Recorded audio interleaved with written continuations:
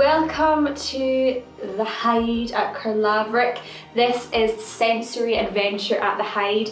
My name is Bertrada, the story mother, and this is Marinette, the story mother. We are here today as part of the Wild Goose Festival, working with Pamis and Nature Scott together, and we have created a wonderful multi-sensory story for you all.